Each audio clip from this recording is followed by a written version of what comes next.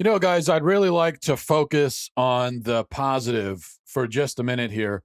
Jussie Smollett is catching a lot of flack for what he did, staging a hate crime. But here's the thing: he did create two jobs at way above minimum wage. I mean, he paid $3,500 for just less than an hour's work, and that's a lot better than Alexandria Ocasio-Cortez has done so far in Congress. I mean, she lost her city 25,000 jobs. So Smollett, by comparison, is an expert job creator. He has created 25,002 more jobs than Alexandria Ocasio-Cortez have. So that's one thing that I'll say for him, and that's got to count for something. And let's focus actually on another positive thing here for a minute. We live, despite what you may have heard, despite what is advertised, we live in the least racist, least sexist, least homophobic, most tolerant, most accepting, most open-minded civilization ever to exist on planet Earth, and it's not even close. That's the truth. Now, we aren't perfect. I would never say that, and I would say, as a pro-lifer, that our acceptance and our tolerance and our very welcoming attitude stops, unfortunately, at the womb, which is a massive oversight, which has led to the death of 60 million human beings and counting. But speaking of issues of race and gender and sexuality specifically, when it comes to that kind of thing, we are, without question, the most tolerant civilization ever, period. Now, that doesn't mean that racism and sexism don't exist. Nobody's claiming that. There is racism and sexism in this country. But it does mean that we in modern civilization, modern Western civilization, I should say, have come as close to eradicating those things, racism and sexism, as anyone ever has, which is pretty impressive. And it means that no matter your race or your gender or your sexual orientation, you can be as successful in this country as your ambition and your intelligence and your skill will take you. It doesn't work that way in every country in the world. And there was a time when it didn't work that way in this country, because it didn't work that way anywhere. But it does now, and it does here. And that's pretty incredible. That's something that we should be grateful for. Doesn't mean we stop working to make things even better, but why not stop and have a little bit of gratitude for that? Why not stop and say, wow, I mean, we really are fortunate to live here. Because the fact is, I don't care who you are.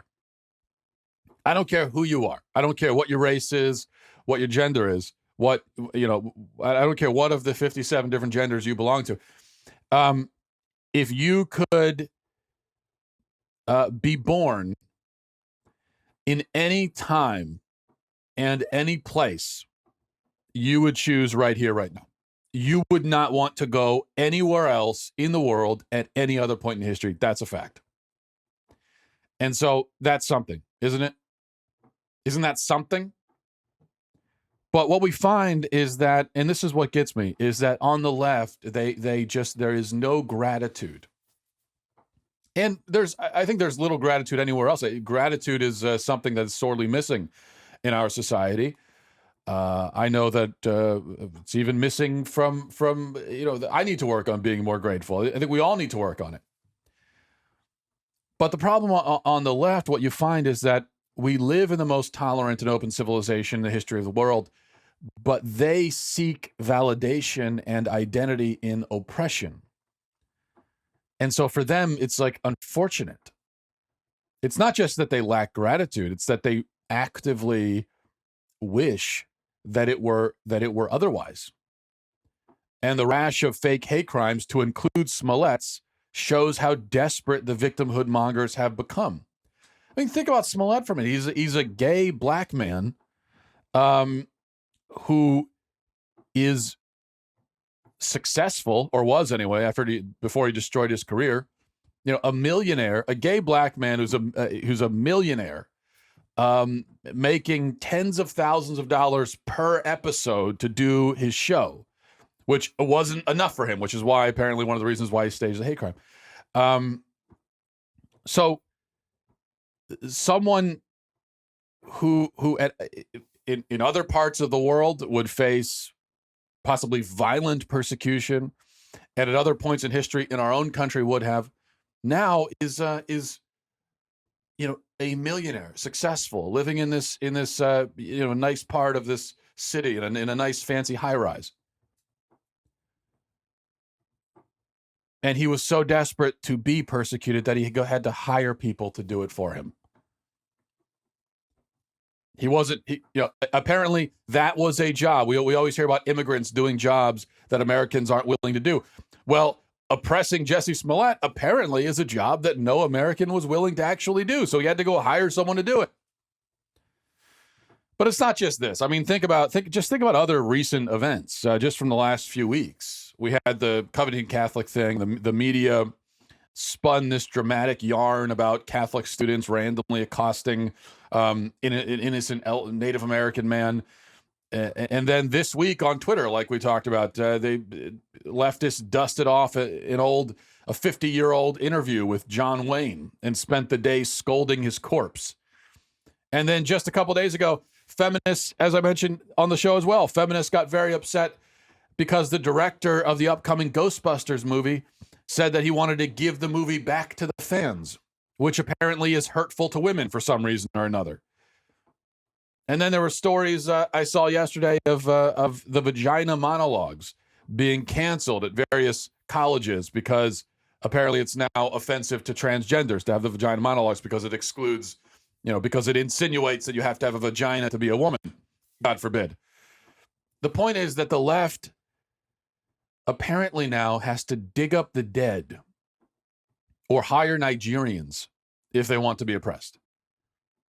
They are reduced to searching for oppression in Ghostbusters movies and in the vagina monologues. They find martyrdom now in a facial expression. Think about all of the think pieces that were written about the smirk of the innocent Covington Catholic student.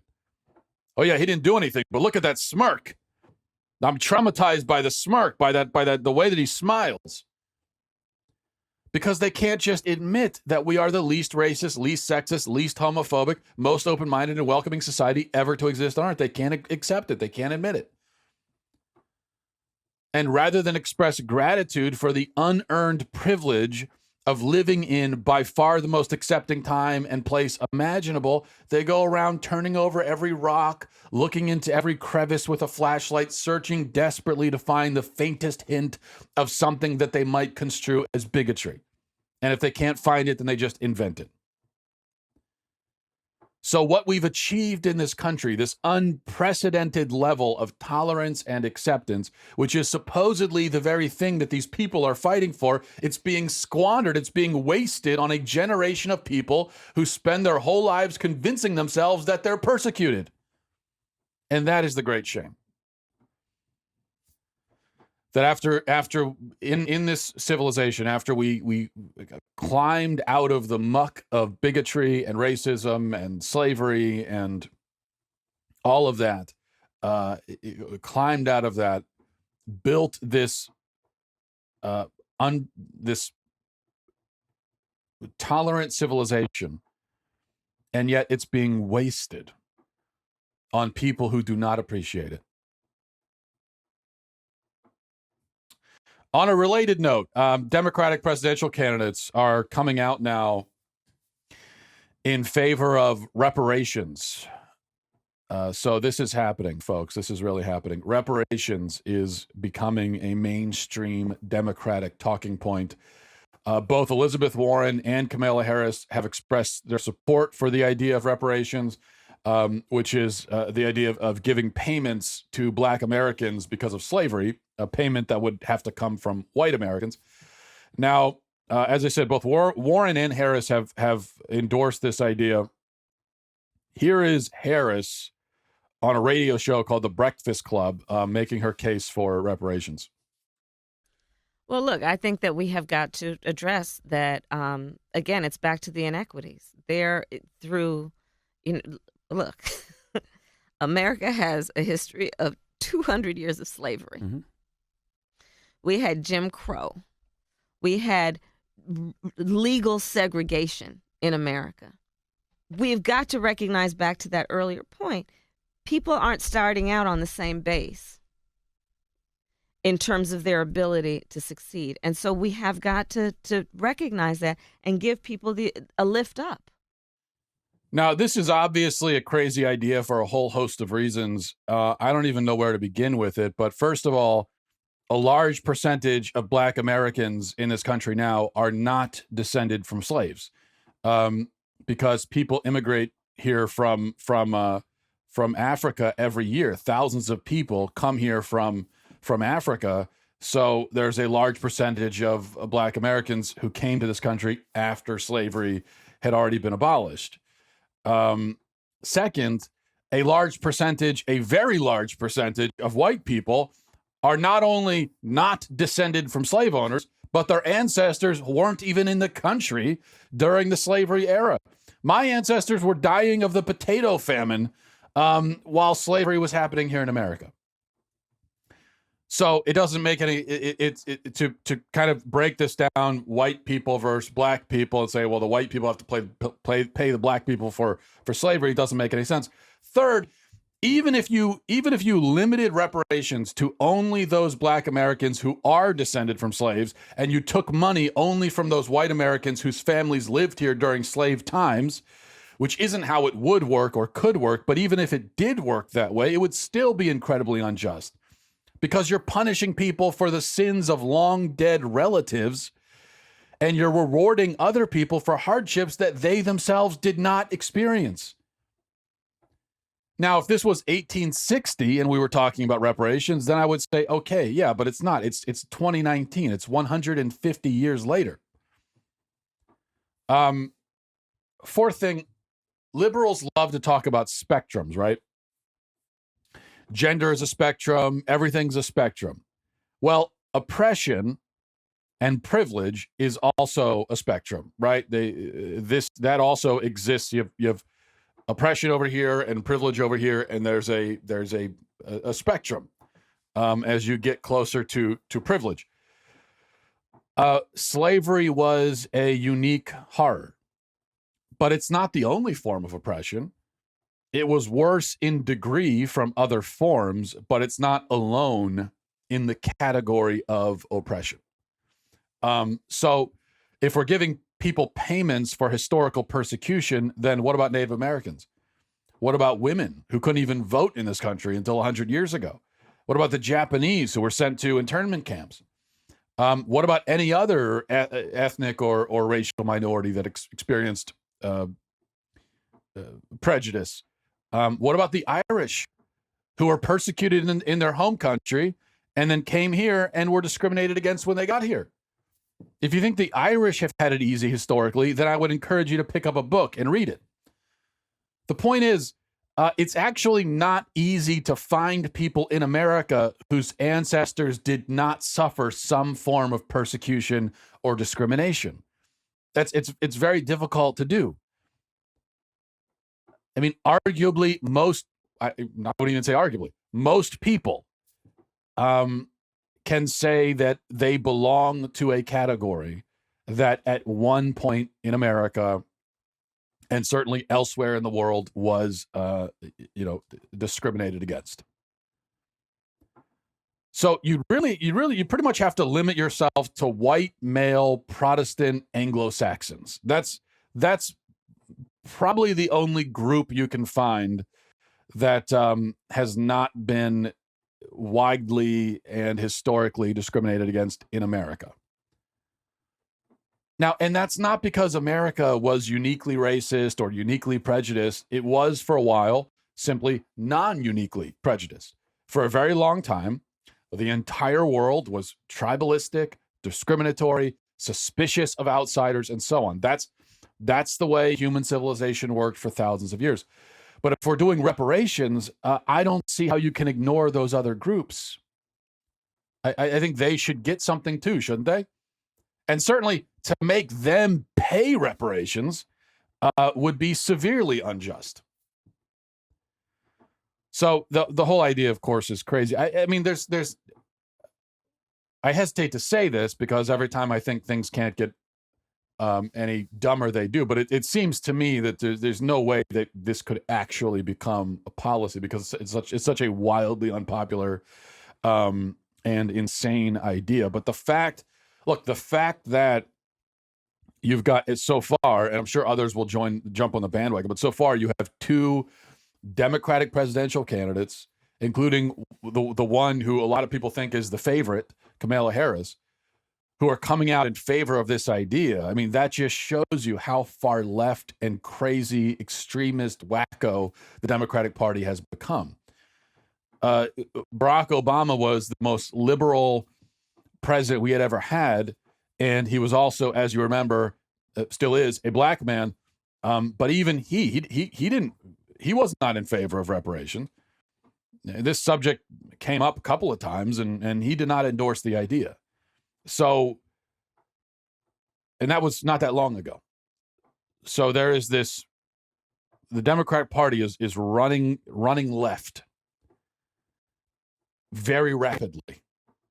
And this is just another symptom of that. Here's one more symptom, by the way. I've been meaning to mention this. Maybe you saw this, but speaking of crazy leftist stuff, the transgender actor India Moore, who's a biological male who claims to be a female and apparently is the star of some show called Pose, I think, on maybe FX or somewhere. Anyway, he sent out a tweet a couple days ago, which got a pretty big reaction. The tweet said, "If a woman has a penis, her penis is a biologically female penis."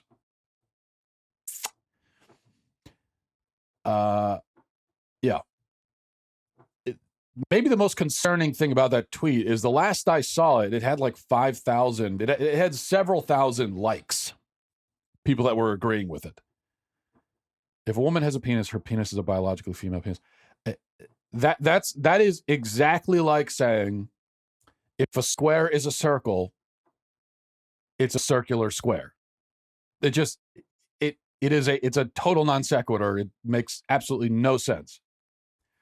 And of course, when you're using a phrase like biologically female penis, then you have just the term biologically female now has no meaning. What does the term biologically female mean if you can have a biologically female male body part? It doesn't mean anything. We've just gotten rid of it.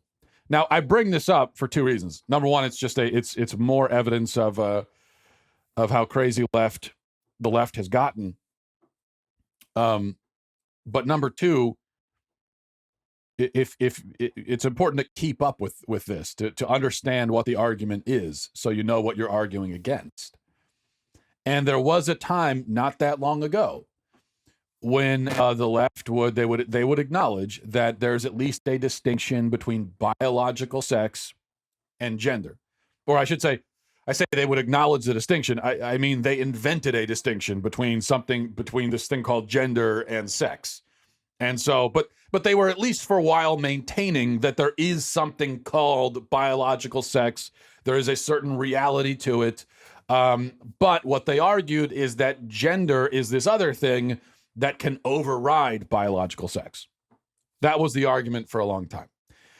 Now that's gone. Now they're saying, no, biological sex is not a thing, doesn't exist.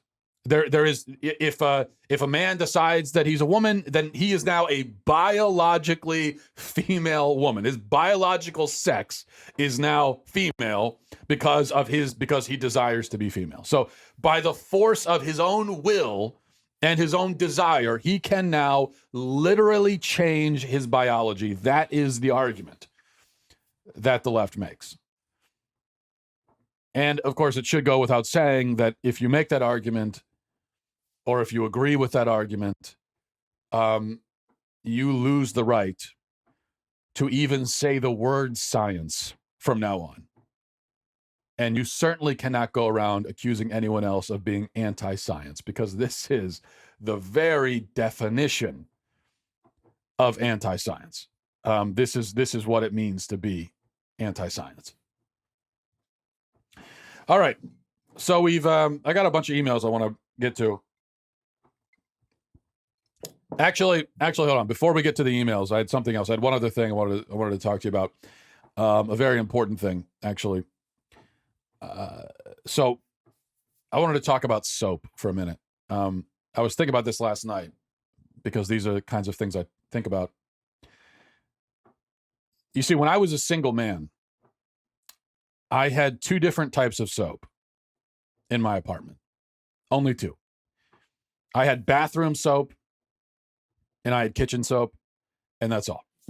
And whatever needed to be cleaned in the kitchen, I would use the kitchen soap for that.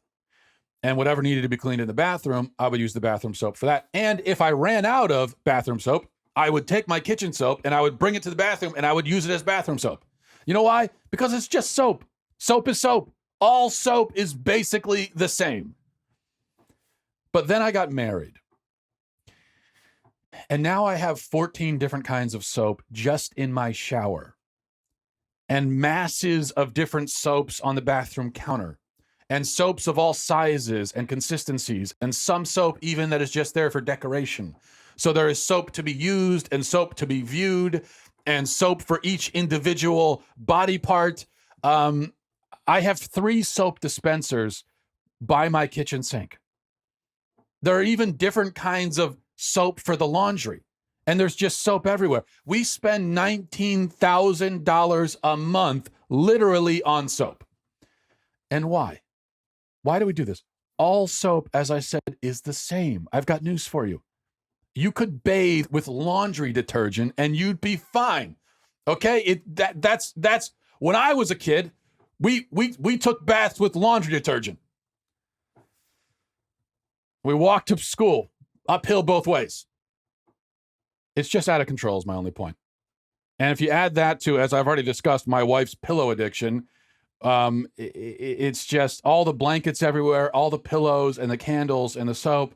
And I'll tell you this, that if we were on the Oregon Trail or something, we would be screwed because we'd need a whole new, we'd need a whole separate wagon just for the soap.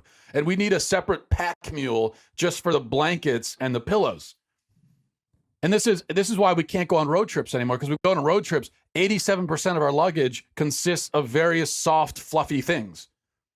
Do you know how many soft, fluffy things I bring with me if I'm traveling alone? None. And I don't bring any soap either. Do you know why? Because wherever I'm going in modern civilization, they're going to have that stuff when I get there. So my point simply is, I'm not sure what my point is. I'm just complaining. But also I want to say that ladies, I think, far be it for me to suggest this, but I think you could maybe condense things down a little bit of efficiency here. So here's my suggestion, okay? To all women. Choose 4 soaps that you like for the whole house. You get 4 soaps. Now, all you really need is 1. 2 is extravagant, but I'll give you 4.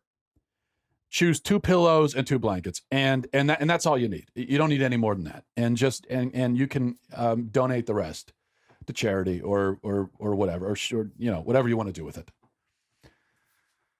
All right. Now that I've gotten that off my back, I'm going to get to some of your emails. MattWalshShow@gmail.com. MattWalshShow@gmail.com is the email. There's a lot of interesting emails. That's why I wanted to give it some extra time. So. This is from Albert. It says, "Hi, Matt. Albert here. Love your show. I listen all the way from Africa. I've heard you speak twice about classroom situations involving students disrespecting teachers, such as that young man who was assaulted and the one who was recently arrested. As a teacher myself, I am very appreciative of how well you understand our situations and what we have to deal with. You're always spot on in your analyses of the classroom incidents." Well, hi, Albert, and thank you for listening all the way from Africa. And thank you for that comment. I'm sometimes accused of hating teachers or being against teachers or whatever, but nothing could be further from the truth. I'm a big critic of the public school system here in America, and I'm a critic of the teachers union. And I do believe that there are some really bad teachers out there who unfortunately become like these educational parasites that you can't get rid of, mainly because of the union. So I do believe that, but there are also a lot of very good teachers, and I fully realize, and I've said many times, as you allude to, that teachers these days are put in a really impossible situation, and we need to appreciate that, because they have to deal with these out of control, you have to deal with these out of control kids, kids who've had no discipline or respect or anything instilled in them at home. And then the teachers are tasked with trying to teach in spite of that. And to make matters worse, whenever one of these out of control kids gets really out of control and becomes an intolerable distraction in an educational environment, whatever the teacher then does to deal with that situation, to address the problem, will be opposed by the bad kids' bad parents who refuse to believe that their precious little child is actually an enormous brat or worse. And so, I think about that and think about my own experience in school, and I have a lot of respect for and sympathy for the good teachers who are burdened with dealing with that. I certainly wouldn't want to deal with it. So thanks again. This is from Nathan. He says, Matt, Anthony asked a question about God and suffering last episode, but you kind of skipped over the part of the question I really wanted to hear your opinion on. He led with, I paraphrase, how can God have a plan for us while also allowing us freedom of choice?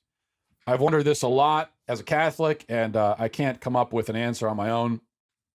It seems to me silly for God to have a plan for us, seeing as he allows us free choice and also knows all the choices we'll make. Doesn't really fit with the definition of a plan. If he has a course he wants us to take, it seems like that would involve violating our free will, which kind of violates a lot of theological ideas. For example, people often say, as I used to say, that it was God's plan that I ended up with my wife. But everything that led to our meeting could have changed if I made a different choice. Is it possible for God to lead us to a certain thing without violating our ability to freely choose? Thanks for your input, and God bless. You're right. Now that you mentioned, I did skip over that because Anthony asked, there was an email yesterday talking about, I guess there was this question and then also about the problem of suffering and, how can God allow suffering? So I kind of focused on that element and not on this. So this obviously is a classic question as well. And it's a classic challenge to believers. If God knows what we are going to do, how do we have the choice to do anything else other than what he knows we're going to do anyway? If we do something other than what he knew we'd do, doesn't that mean that he isn't omniscient? But if we can't do anything else, doesn't that mean we aren't free? And so we don't have free will. Now, I actually think that the more serious and the more difficult challenge, Nathan, isn't related to God's knowledge of our actions, but actually it's related to God's knowledge of his own actions.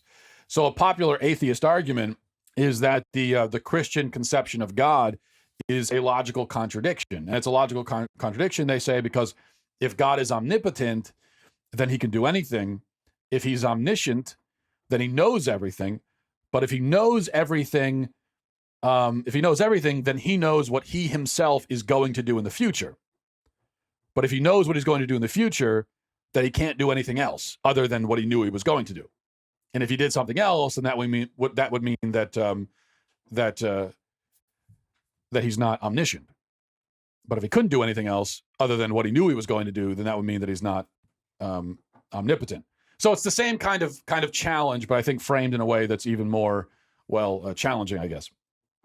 The answer to both, though, I think is the same, and it has to do with the nature of time. So there's a problem in the way that we talk about this question because our premise is flawed. We say that God knows, this is the way we put it. We say, well, God knows what we are going to do or what he is going to do.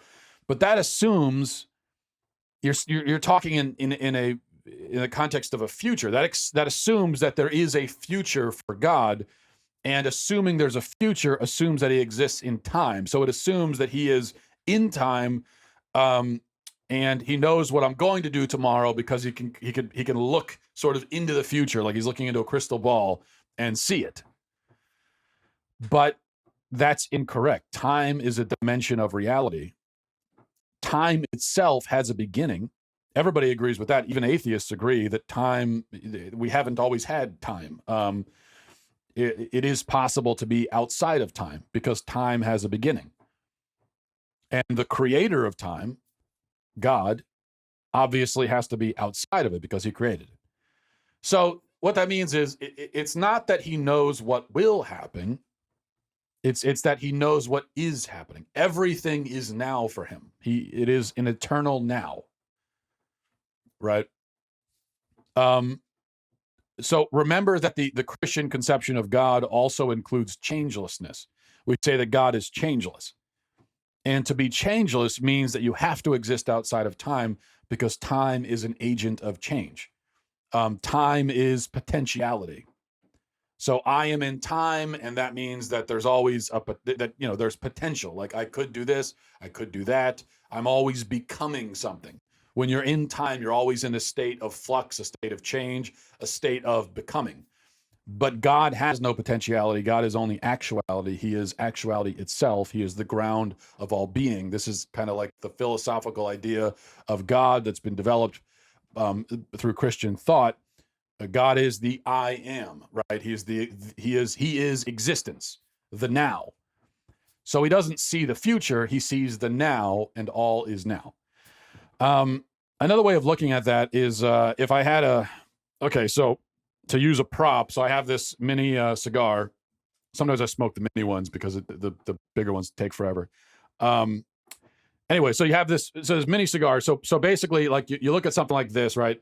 And if this is my life, if this little cigar here is my life, then if you're listening on iTunes, you can't really see but so I have to experience this, right? Like along this. So I start here, this is my birth, and then I go to here, to here, to here. And so I'm experiencing my life sequentially, one moment at a time. And then I get to the end of my life, which is the other end here. And then I die.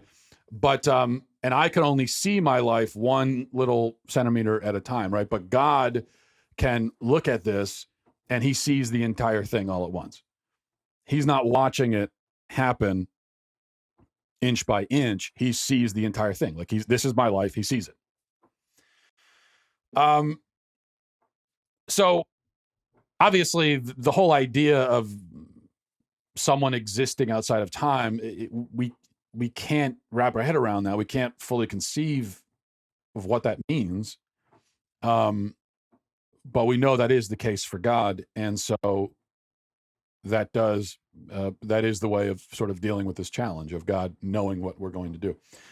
As for your point about God not planning your marriage to your wife, I agree with that. I have said that, my wife and I were not fated in the stars. We were not destined to be together. I could have married someone else. She could have. She could have said no to me when I proposed. She could have left me at the altar, and frankly, maybe she should have.